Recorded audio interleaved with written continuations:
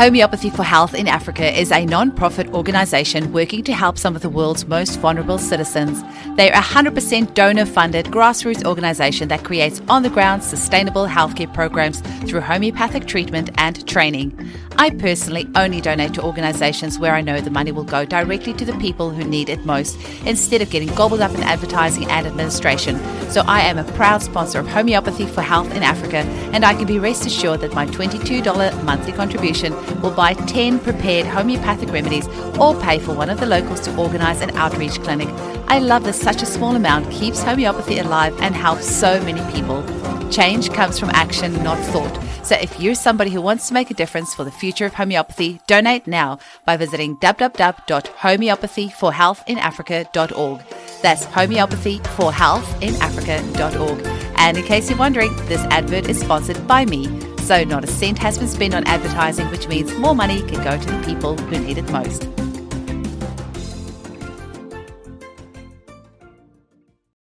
Today we speak with homeopath and fertility specialist Sapna Matharu.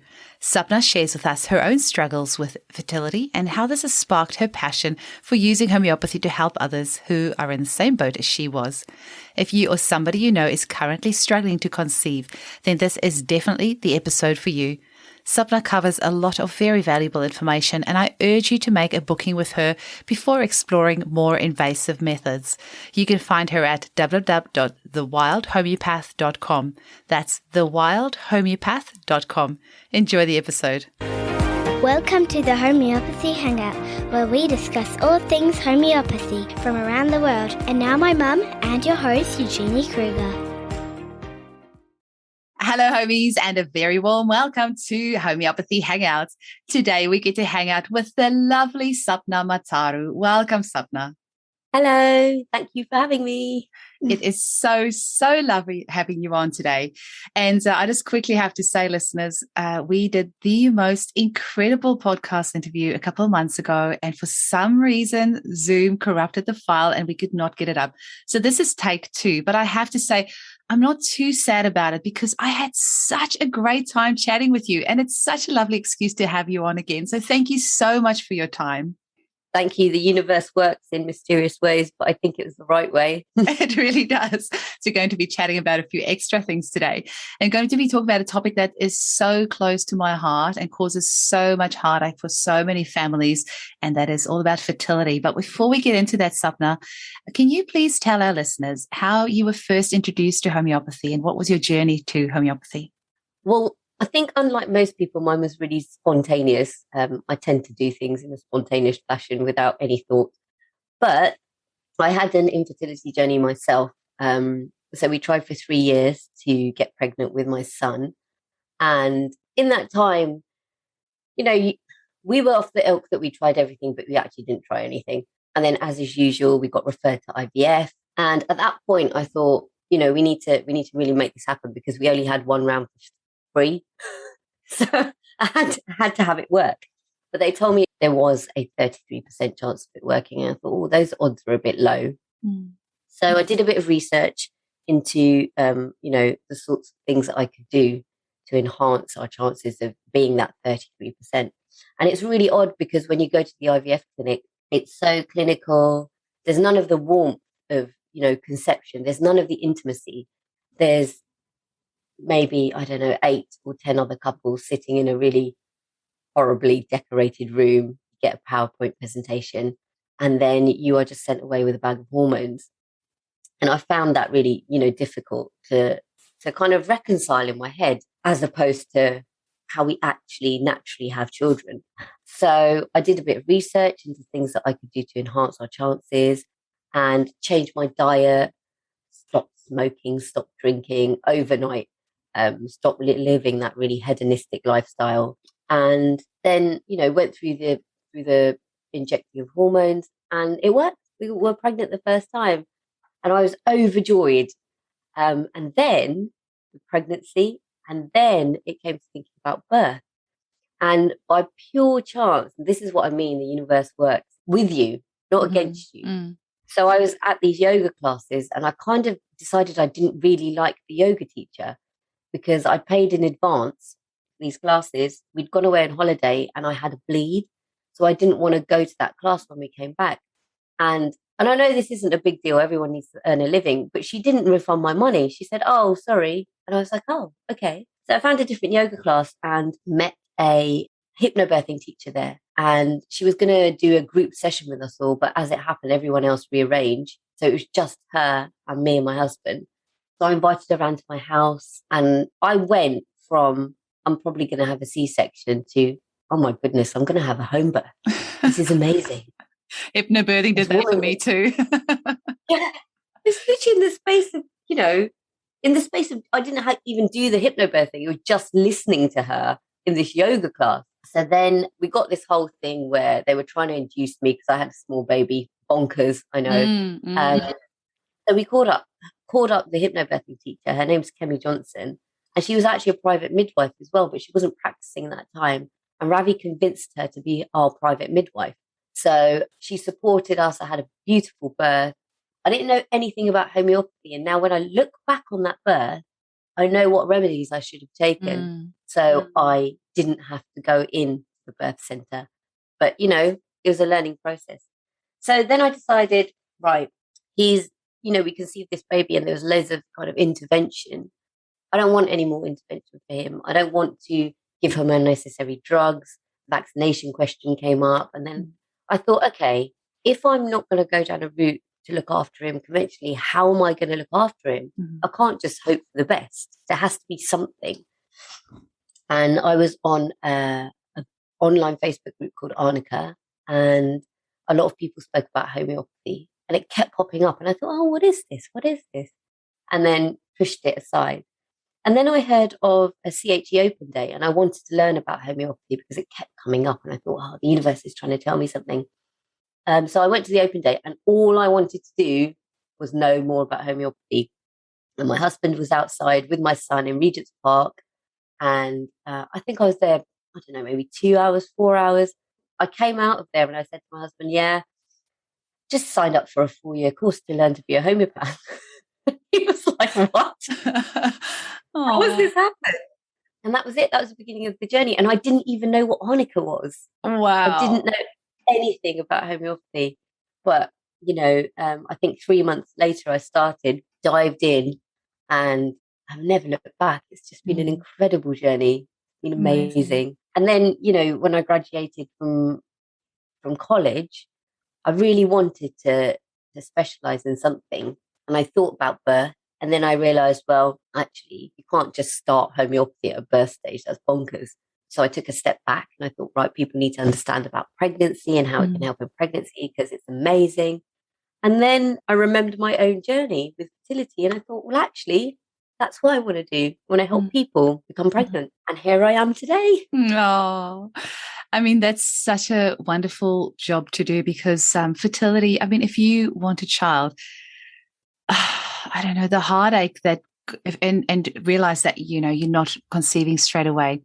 The heartache that we see in clinic of these patients is just almost unbearable. If you just assume that you'll be able to fall pregnant easily, I mean, nobody really plans to struggle with fertility unless they know they've had a history of PCOS or endometriosis, so they know there might be issues. But for most people, it kind of just catches them off guard. They just assume they're not going to have any issues. And then suddenly they start trying and it's just not happening for them. And the heartache that goes with that can, just be really hard. And especially if all their friends around them are starting to have babies and they are just not having any success, then, oh my gosh, it's just so hard.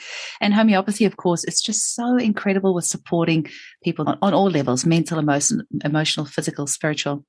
So can you maybe tell us, Sapna, because it's never just one thing, right? What are some of the reasons why people might struggle to fall pregnant?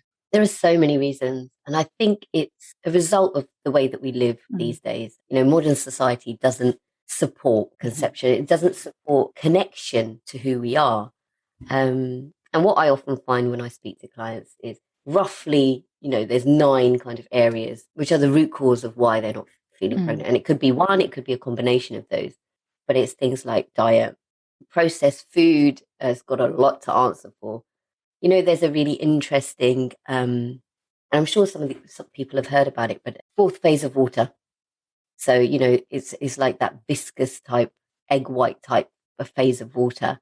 And we only kind of know about ice liquid. Yeah. and gas, but that fourth phase of water, and this really links back to homeopathy actually, but I digress. This fourth phase of water, that's what our food's made of. That's what our cellular structure is made of. That's what the cells in plants is made of. And that's what is the nutrient dense where we get all our minerals from. But if we're eating dry processed food all the time, we're not getting that nourishment. And, we live in a really fast paced society. It's really difficult to say, right, I'm going to get my 5 vegetables in a day. I aim for 10. But, it's really difficult to make these changes because we're bombarded with all this messaging. Oh, have this. It's easy. It's easy. So nutrition's a really big one. But, on that being fast and easy, everything is kind of rooted in that speed of life. It creates stress, and so many people are stressed and they don't even realize it. But stress hormones work, in relation to our reproductive hormones. So if we are producing more stress hormones on a chronic level, then it's going to suppress our reproductive hormones. So stress is a major one. Emotional trauma is something that is really underrated. We have, especially in Britain, this attitude of just getting on with it. And I hear a lot of people who are going through fertility journeys just getting on with it. Oh, I'm just going to get on with it because everyone else around them is pregnant and because they've still got to live their life. They can't sit with themselves to process every failed cycle of IVF or, miscarriages or not even becoming pregnant in the first place naturally. So that's a lot to have to deal with. And part of the reason that happens is because of this toxic overload that we're exposed to. I live in London, so I walk out my front door and already I've got pollution in my face. I live on a flight path. So then there's those planes constantly overhead. And, even walks to school, most people don't even go outside. So then there's the sun exposure as well. But there's that kind of pollution. But internally, in what we do ourselves, what we put on our bodies and what we absorb physically, the creams, the perfumes, the diffusers, the shampoo, the makeup, all of that has got chemicals in that cause things like estrogen dominance. So they, impact the cycle, our hormonal cycle, which then, it's such a delicate thing. This is what people don't understand. They think, and this is why it's a really weird model of adding synthetic hormones in, because when you do that, you think you're fixing something, but you're not, because what you're doing is impacting every other hormone in that cycle because it works in a cascade. So, if you've got low progesterone, often what happens is you get a progesterone cream or a progesterone pessary. But actually, the problem is your estrogen dominance. So it's your progesterone in relation to your estrogen. It's not just a single hormone. It's a beautiful dance. And by fracturing that dance, you're actually causing more problems than doing good. So there's a toxic overload. And then a lot of people haven't got the education or knowledge to know when they should be having sex to become pregnant. And it sounds simple, but actually that is, I cannot tell you the amount of people that have come to see me and said, having trouble falling pregnant. I'll ask them, what day do you ovulate? And they'll say, oh, my app says it's on this day. It's like, no, your app does not know when you're ovulating. Your body knows when you're ovulating. So it's simply as much as just educating them on looking for cervical changes, maybe doing a pee stick to see when is your, levels high, when should you be having sex, when are you actually ovulating, not listening to the app. So yeah, ladies, please just don't listen to the app. Absolutely. And I spoke to someone a couple of days ago who, and I was saying, it was just like an initial call, and I was saying, okay, when are you having sex? Oh, straight after my period. I was like, okay, you shouldn't be doing that. But it's phenomenal the amount of misinformation online. We should be taught this at school, to be in touch with our bodies. Your cycle it gives us such valuable information of what is happening in our body. And when are you ovulating? What is good cervical mucus? Like, natural family planning or natural contraception. Yeah. And, it's effective. It's effective. Yeah. You're only fertile. Well, you're fertile for 2 days, but there's a 5-day fertility window because sperm can live for 5 to 6 days. So, but people don't understand this. And especially when you've got low libido and you're forcing yourself to kind of have sex, that can be a revelation for a lot of people. Yeah. And then the last thing which I also think isn't really considered in the, well, it is a little bit in the kind of modern model of medicine, is what we bring with us, what we inherit from our parents and our grandparents. And it's not things that are obvious. And this is where, when we're talking about use of the oral contraceptive pill, and people will say, but I've never taken the pill or any synthetic hormones, then the next question is, well, did your mum or did your grandmother? Because we're down to that generation now. And the imprint that that leaves, even if you haven't yourself taken the pill, is relevant to fertility. And I recently learned about DS daughters and DES sons. And this was the first version of the pill or synthetic hormone from the 40s and 50s. But women who had taken that, now their daughters and granddaughters are having issues with cancers, infertility, subfertility, and their sons are as well. And this is something that's overlooked, because we kind of think that this is a female line, because society is putting all the pressure on females. But actually, there's low fertility, small testes, and problems with sperm in men as well, Absolutely. who, as a result of their mothers or grandmothers taking the pill. So it's really important to consider. And, you know, in homeopathy, we consider all of that. It's not just, okay, let's concentrate on your fertility. It's about elevating your health in order for the priority of your body to focus on reproduction. Because if you've got all these other things going on, where is your energy focused? It's focused on, you know, your inflammation, or it's focused on PCOS, or constantly trying to balance hormones, or trying to deal with emotional trauma that you're pushing down and repressing. So we need to bring that energy back. And this is the work that, you know, I do. I bring your energy back to reproduction. So then your body's right, this is a fertile ground. This is where this baby is going to flourish. And then you become pregnant. And it's very important that people understand what's going on. So they'll often find that random things that they've had for ages that they didn't think was connected to infertility suddenly get better. Yeah, absolutely. I mean, if your cortisol is really high, your body's not going to go, oh, let's make a baby. It's going to say, let's use all our resources to run away from this imaginary tiger. So, I just want to check as well, Sapna, you said something about DS sons and daughters? DES. DES? DES. So it was the first form of synthetic hormone. You can Google it. It's got a long name, which I can't pronounce. Okay, no, that's fine. I just hadn't heard that one before, so I just wanted to make sure that I double check that. So, you know, I think if I miss something, then our listeners have probably got the same question in their minds. So I just wanted to clarify that. And also sometimes other parts of the world have got different acronyms for things. So then I always like to clarify that as well. You're so right. And as you're talking, it just made me think of a case that I had of infertility, who it's a, young couple. They have had all the tests done. There was literally no reason why they should not fall pregnant. And so they came to see me, and it turns out that there was a history of sexual abuse in the mum.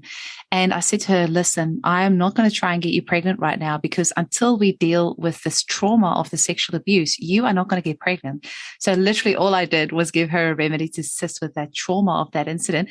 Saw her eight weeks later and she was pregnant. So, sometimes people don't think about the mental, emotional reasons behind why they're not falling pregnant. And I'm so glad you said about the men as well, because, society puts so much pressure on the woman. But if you have a partner who is smoking pot every day, his little dudes are not going to swim like they should. And if you've got a guy who's drinking a lot, it's just not going to happen. And I had a client who, she had so many miscarriages, but her husband is an alcoholic. So, my heart breaks for her because she desperately wants a second baby. But I keep telling her nothing is really going to change until your husband stops drinking, because the quality of his sperm is not going to be great. So I don't believe that the infertility or the miscarriage is actually anything to do with her. I really do think that it's to do with a faulty sperm. So I'm really glad that you brought that up. Well, this is quite interesting, because I think it feeds into the way that our society is built. And I was reading this thing recently, and I read it a really long time ago, but I couldn't find it. And I found it again. It was work by Melissa Aslim. And the only thing I remembered about it was the kind of origin of the word taboo. And it came from a practice called tapu, which was a celebration. And she said that, and I've read more into this as well, because I love the history of femininity, basically. So, that practice, women, when they were menstruating, they were largely together, and they kind of came together away from men separately to support one another.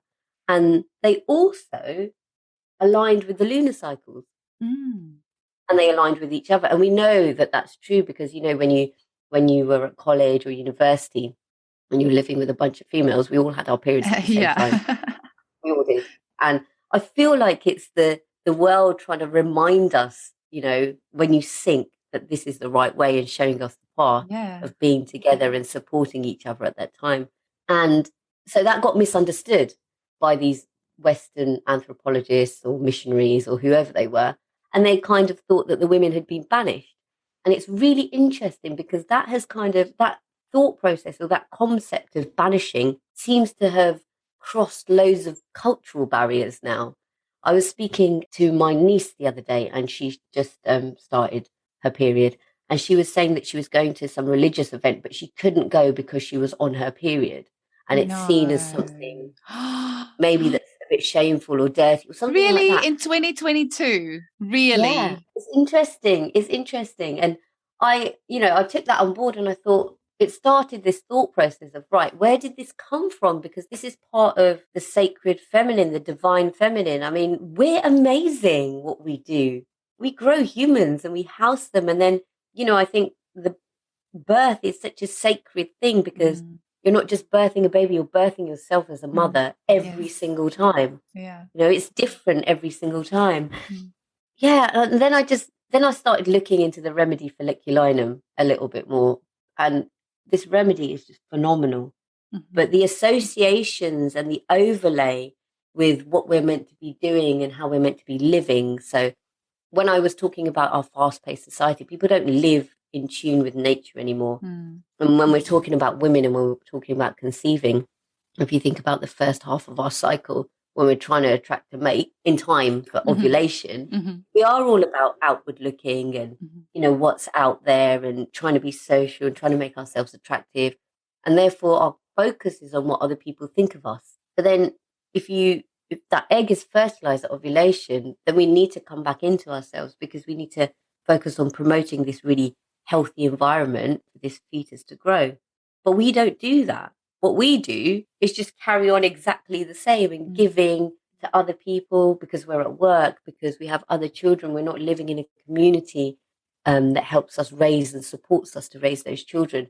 We've got so many demands on us. And then and this is where the pill comes in, because when I was younger, I mean, I never took the pill. I took it for 4 days because it didn't agree with me. So I just thought, right, you I'm were not doing so it. lucky. I know it is lucky.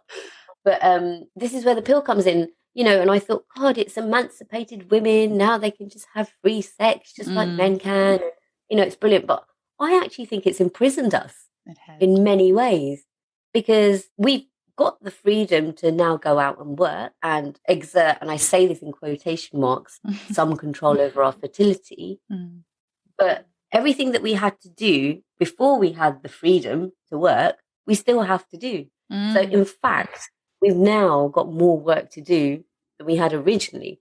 And I think that's entrapped us rather than emancipated us in certain ways. And then you go on to the physical impact and the emotional impact of the pill.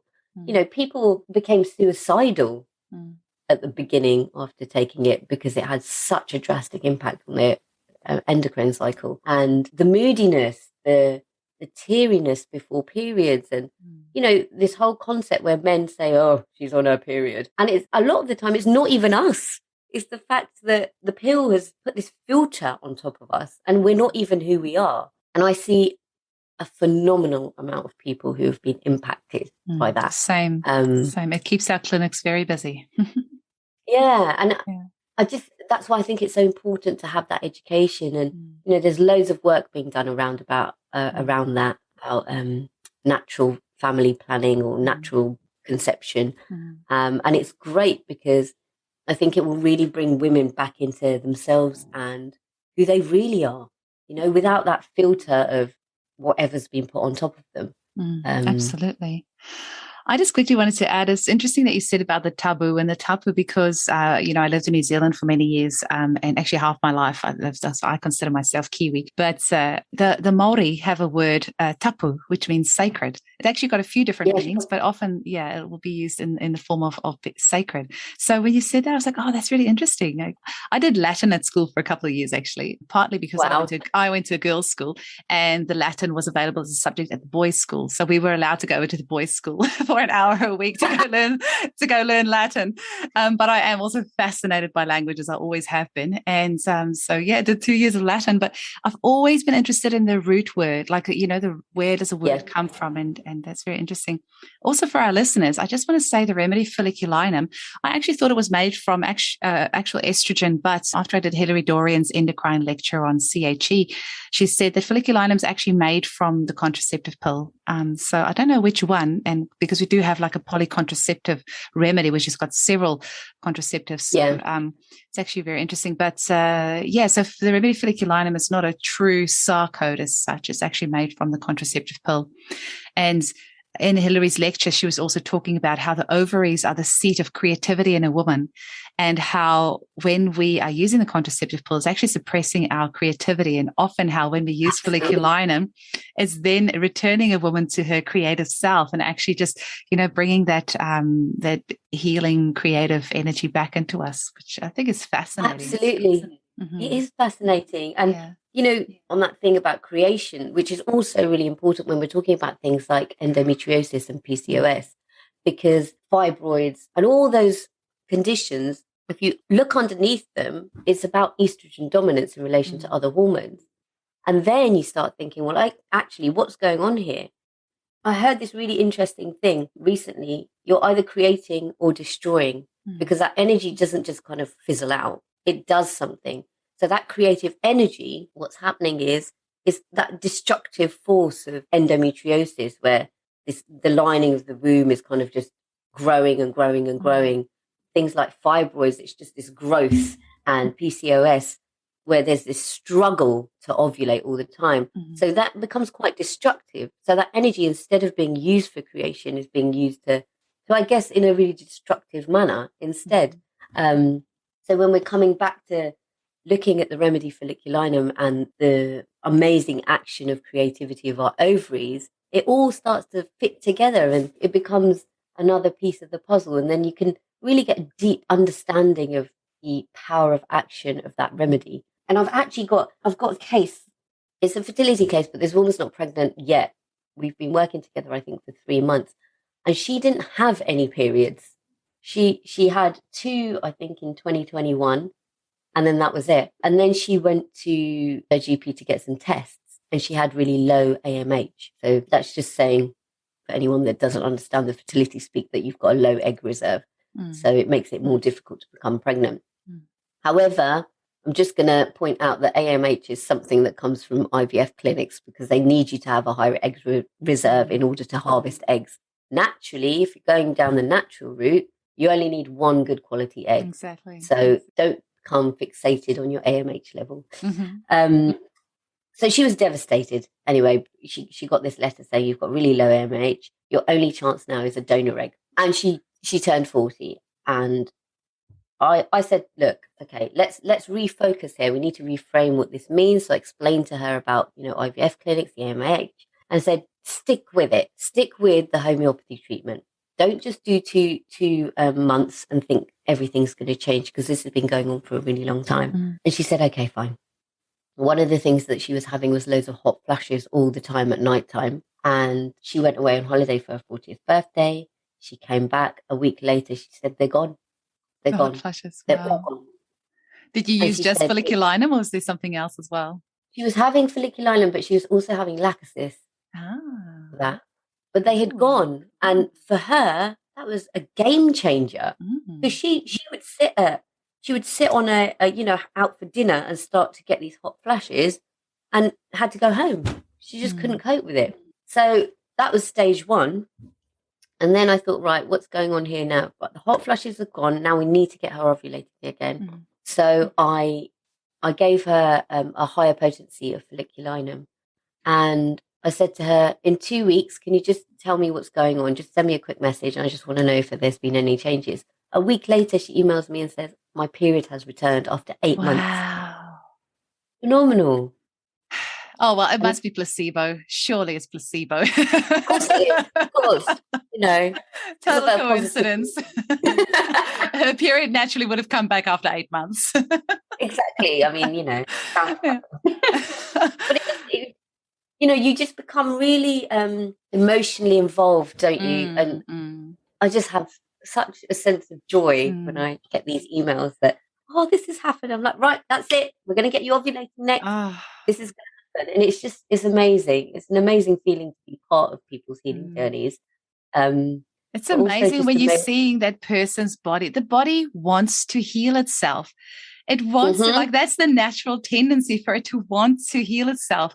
But you need to allow your body to heal itself and get out of your own way. And that's where homeopathy is so beautiful, because if you just trust the process and you can see these things happening. I remember this one case of this client of mine she was just really struggling to fall pregnant, but she had the most insane candida, and it was just everywhere. She had this super itchy ears, and she had constant thrush. And I said to her, you are not going to get pregnant until we get rid of this thrush. And so hang in there.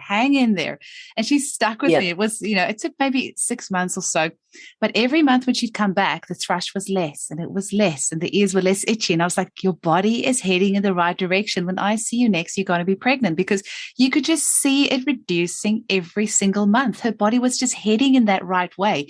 And candida, actually, this is what I learned through Liz Laylor's fertility protocol, and we've had her on the podcast too. Candida can be a huge issue for why people are not falling pregnant.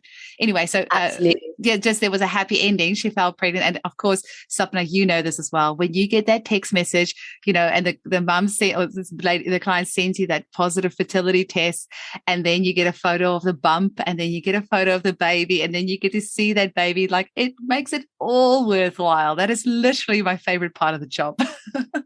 I know, it's amazing. It is amazing. My first baby that I held with is now 10 or 11 years old. And it's like every time his mum puts on photos, I was still a student. So that was my second ever case that I took, was an infertility case. And she came back 6 weeks later and she was pregnant. And so that girl is now, she must be 10 now, but she's, and I helped her after that with a second baby as well. So that was a little boy.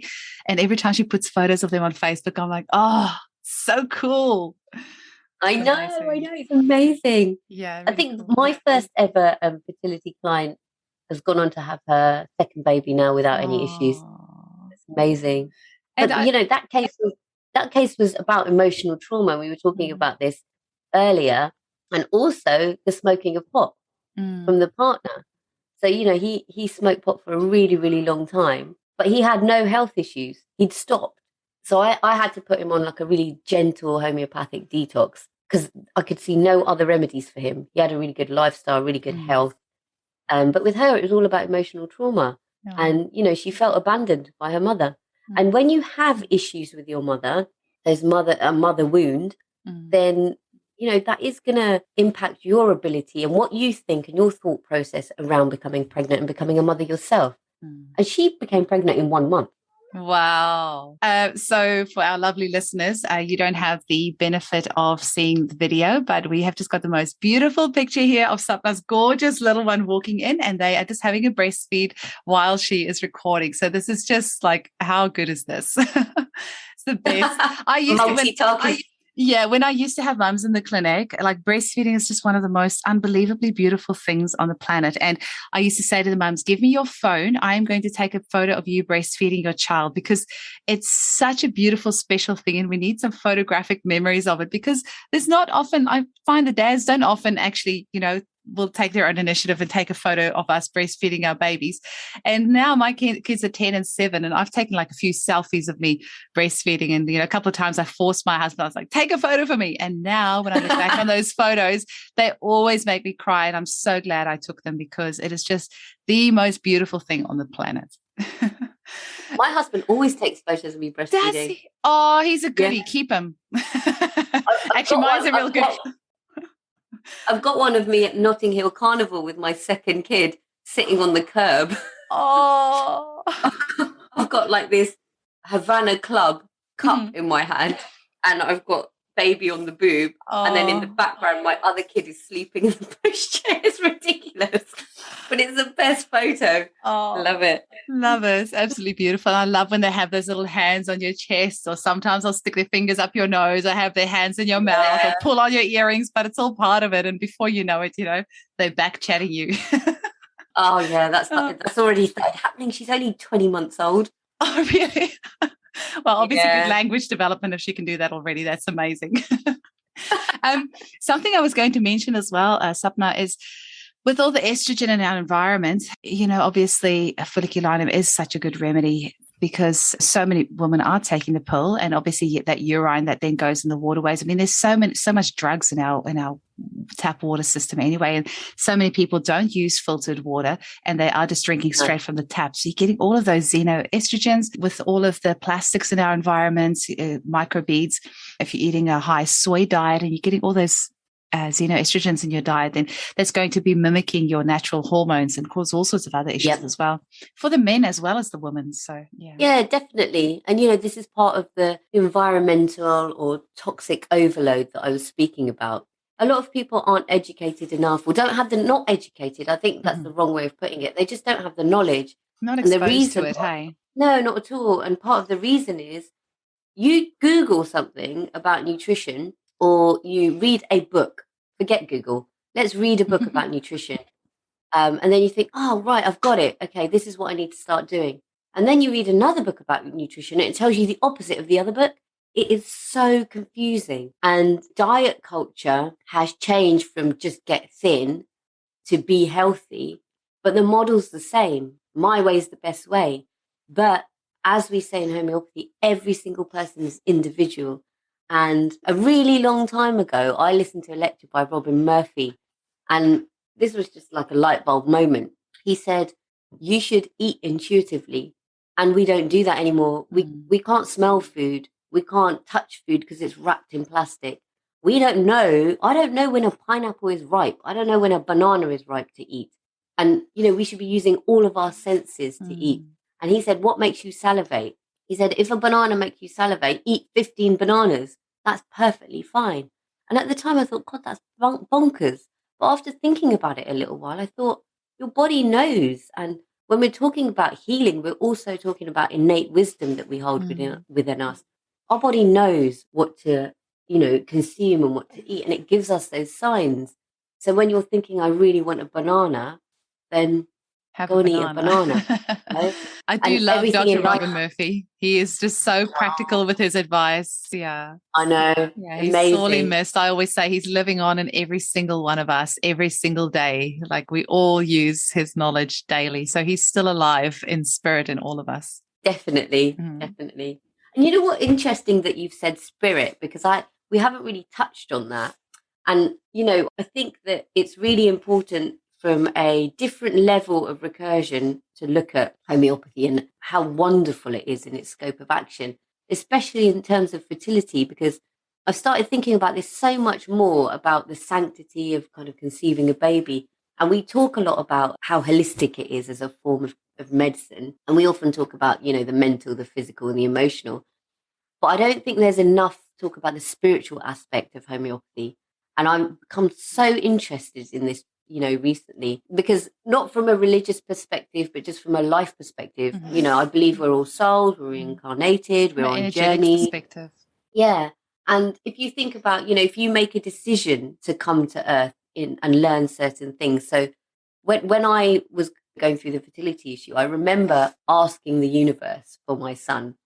I said, whatever, I'll do anything. Just can I have a baby?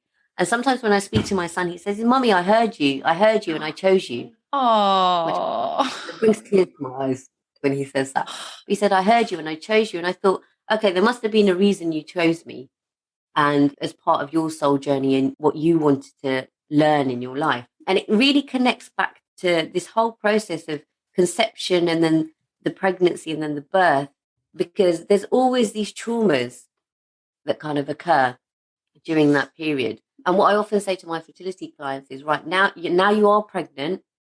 carry on down this route. If something happens during your pregnancy, if you have some sort of shock or some sort of physical trauma or anything, just continue to use homeopathy, because the moment your baby... Mama.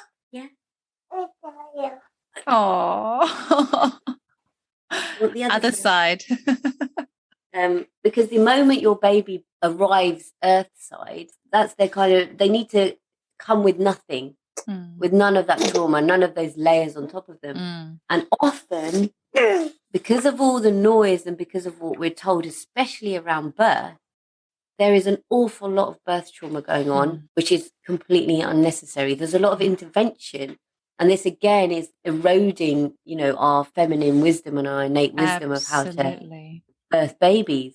And then what you've got is, you've got a child that is born and they've already got a trauma. They've already got a weakness because their susceptibility has become higher, because they've already been traumatized during a moment which should be really empowering and really sacred. So I think that homeopathy has just this phenomenal power to help avoid that. So we come with nothing. And, the more trauma that you're exposed to and it's not processed, the kind of weaker your resilience is. So the next time you have a trauma, then it's easier for you to be negatively impacted by that. And homeopathy just, helps you resolve that, helps your body to heal. And that's why I think it's so important in that process from, before conception to birth. And then obviously we see a lot of secondary infertility with birth trauma. And actually, this is a really interesting case that I had. There was I had a client who had birth trauma so severe that she couldn't remember it. No, Mama. So yeah, as this woman who'd gone through birth trauma that was so severe for her that she couldn't remember any detail of her birth.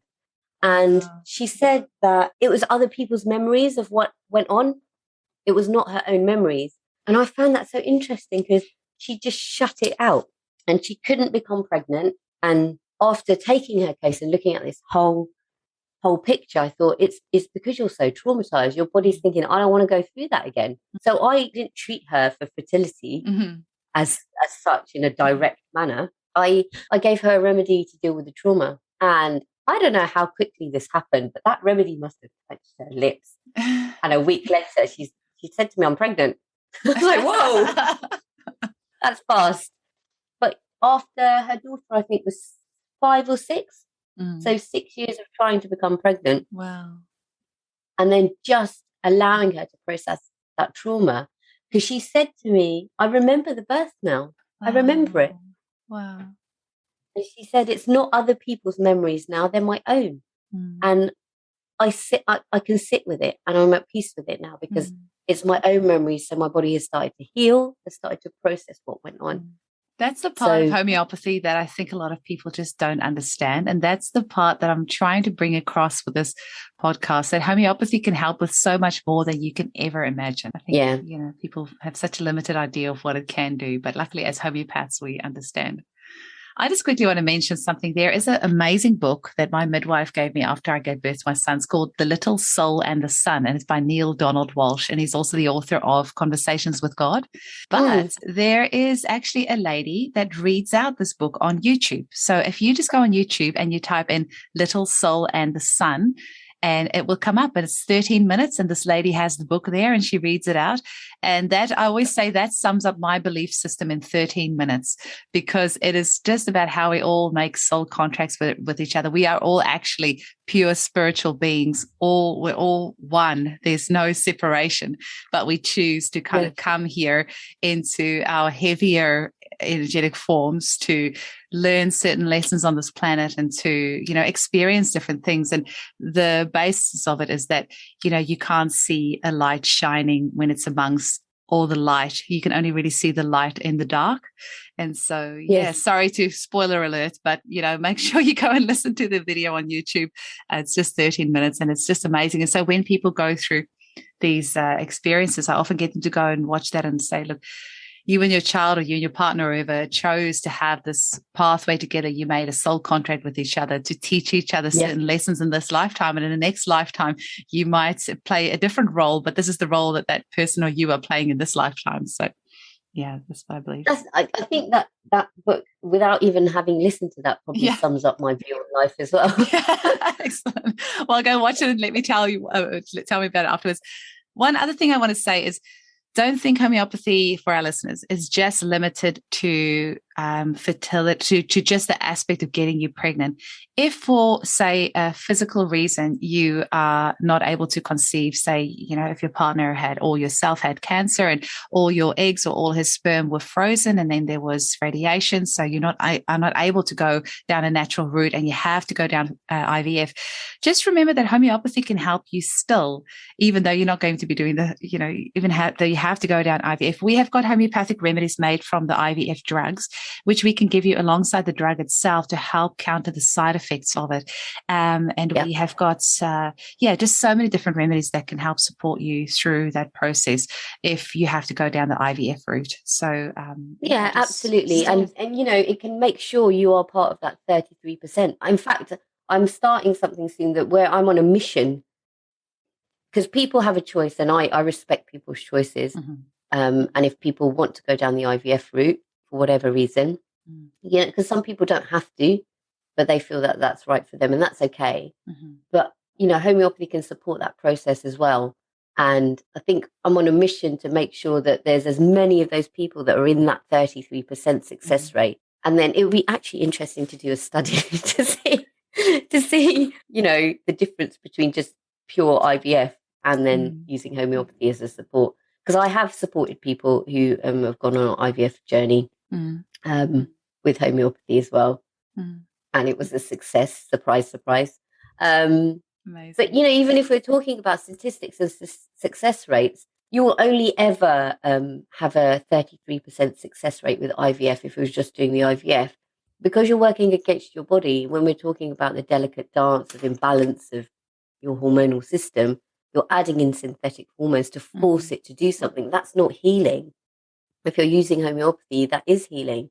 So I think there's a between 70 and 80% success rate with using homeopathy to support infertility across the board, with people who have had cases of infertility or people who, like me, specialize in using homeopathy to support infertility. I would definitely agree with that. It's at least 80% in my clinic. I've never done an official study, but I'm actually struggling to think of when I haven't managed to get somebody pregnant. So, and Liz Laylor says that with her protocol, for example, she's got an 87% success rate, and she has actually documented every single case, which is amazing. There was one client I had, and this was probably about 3 years ago, but she was also one of those that had to go down the IVF route for, reasons. And she was 43 or 44, so age was a little bit against her. And the gynecologist said, the fertility specialist said, she has a 1% chance of conceiving. And so all she wanted me to help her with was to get her egg count up, to be able to retrieve more eggs, because they could only ever retrieve 1 or maybe 2 eggs. And after 2 months of homeopathy, they retrieved 8 eggs for the first time ever. And spoiler alert, but her baby's about 2 years old now. I mean, it doesn't get better than that. And she wrote me the most incredible testimonial that I had up on my webpage for a while. But yeah, that was seriously cool. And receiving that baby photo makes it all worthwhile. Yeah, it's amazing. Yeah. But when I was talking about the birth, actually, I run this birth preparation course.